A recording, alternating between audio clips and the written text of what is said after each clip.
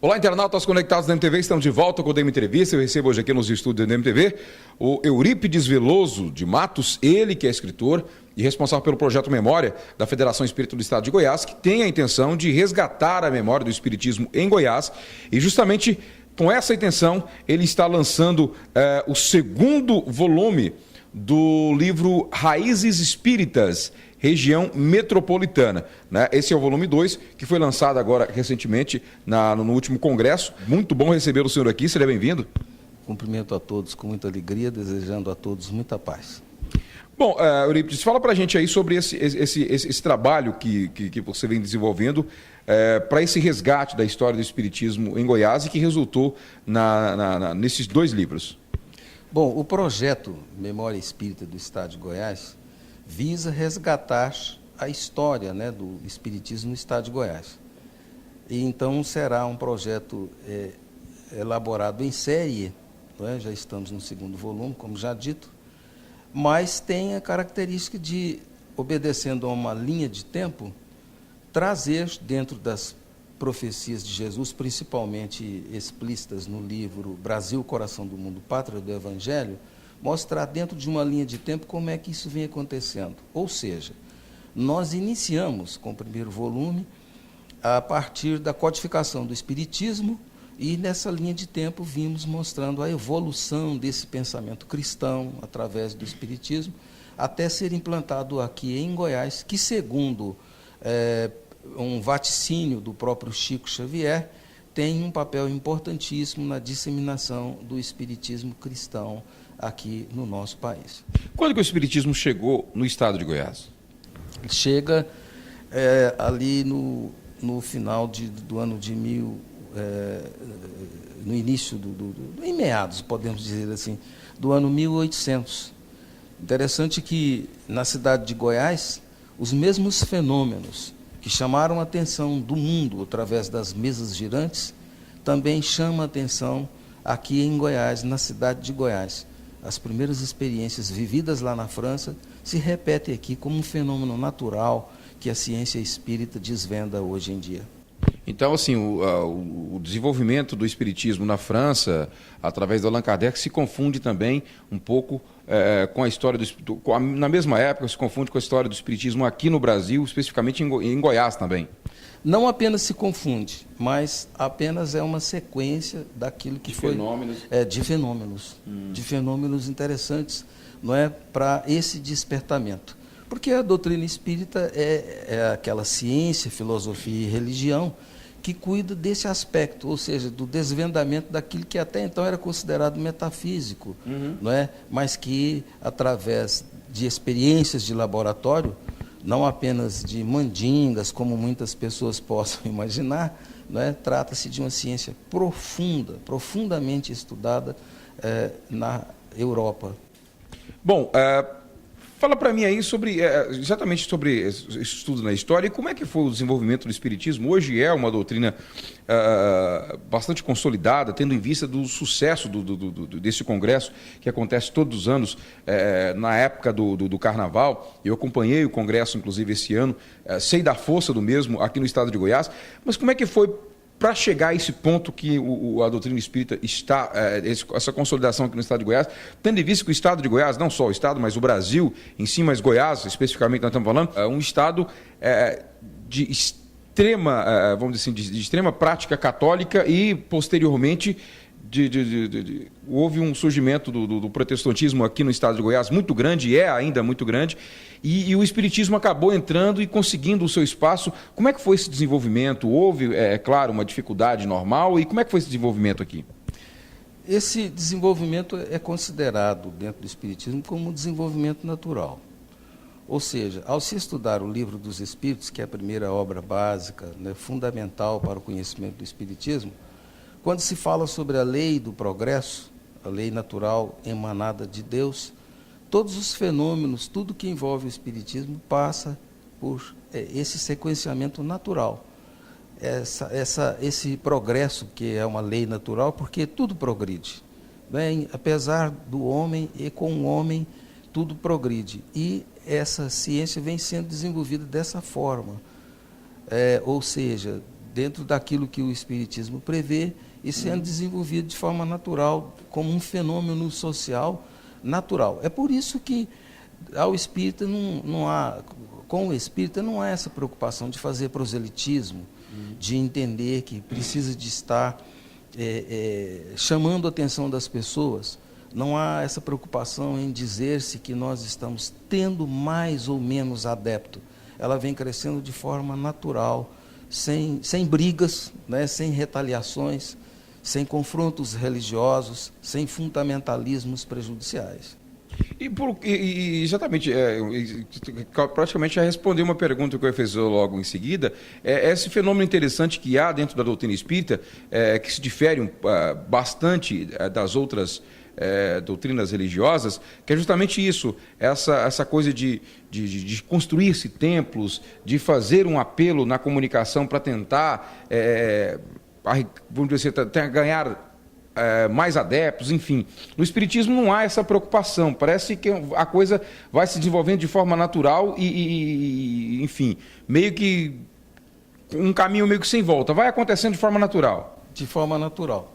Ou seja, dentro da consciência espírita, as pessoas vão obedecendo ao seu próprio estágio de evolução e, sendo assim, tudo aquilo que ela adquire como conhecimento é através de uma fé raciocinada.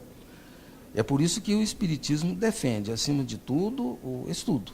Quer dizer, ninguém deve abraçar uma religião simplesmente por rituais, por influências outras, não é, por convenções sociais, mas deve abraçar em função daquilo que a sua capacidade de sentir e de pensar, unindo coração e cérebro, lhe seja possível apreender todo o ensinamento espírita. Então, quem se torna espírita convicto, o faz por uma fé raciocinada e não apenas crendice.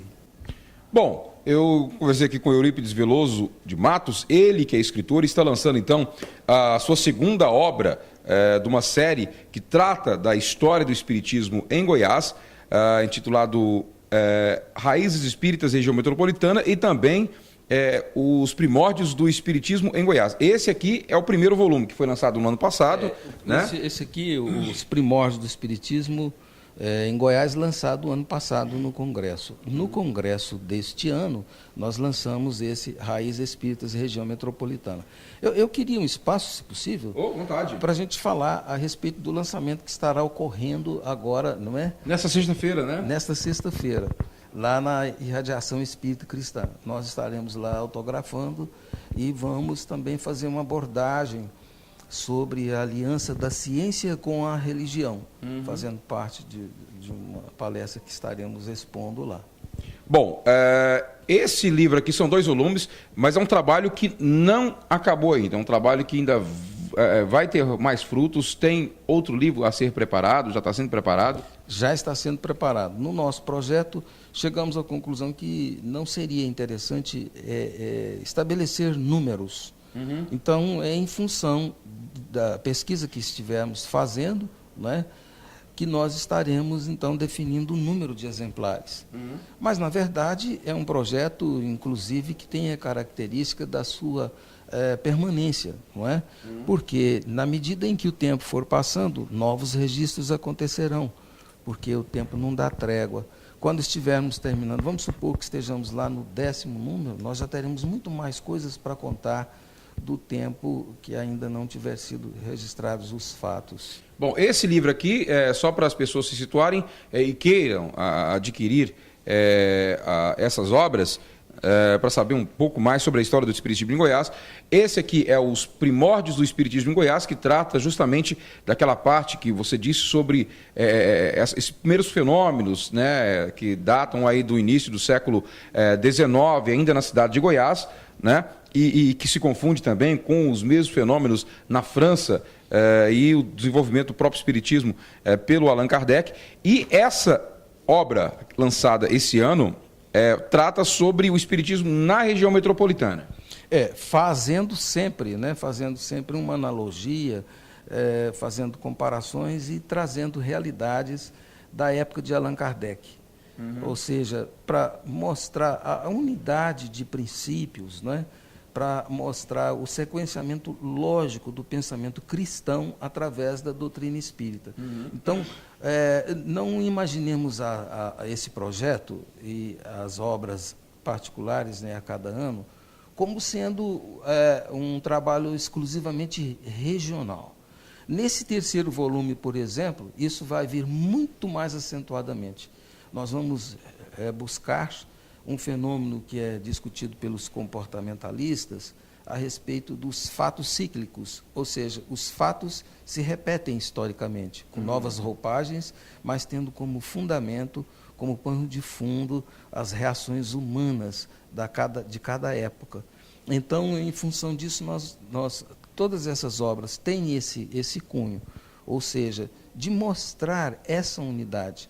Desde a época em que houve uma efervescência social, que é um termo muito utilizado pelos autores que, quando falam dessa época, e com relação, então, a Allan Kardec, na época dele, da sua presença na França, é que surgem grandes movimentos, que traz as bases, inclusive, para que Paris seja considerada cidade-luz, berço dentro da latinidade, como sendo um berço cultural extraordinário. Então, tudo isso a gente traz à baila para a compreensão do leitor. Bom, o lançamento desse livro vai ser nessa sexta-feira. Onde? Na Irradiação Espírita Cristã. A partir de que horas? A partir das 20 horas nós estaremos lá. Primeiro pronunciaremos uma palestra e logo depois, em sequência, os autógrafos. Então, eu conversei aqui com Eurípides Veloso de Matos, ele que é escritor, então está lançando aí o segundo volume da História do Espiritismo em Goiás. Prazer recebê-lo aqui, seja sempre bem-vindo e sucesso. Nós agradecemos. Um último aspecto que queremos abordar é que entenda-se que como sendo um projeto da Federação Espírita do Estado de Goiás, que nós fazemos parte dessa equipe.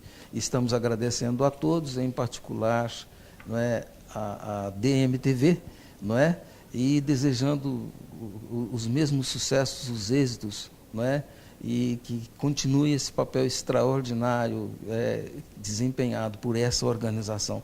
Que Jesus os ampare nesse projeto e que vocês consigam cada vez mais reproduzir a ansiedade da sociedade, mostrando, divulgando e comunicando. Agradecemos muito a Deus por podermos estar aqui, porque nada é por acaso, e que Jesus nos abençoe no nosso propósito. Muito obrigado, Eurípides. E o DM Entrevista fica por aqui. Você continua na nossa programação. A gente volta logo mais com mais entrevistas, com muito mais novidades para você. Tchau, tchau. Até o próximo programa.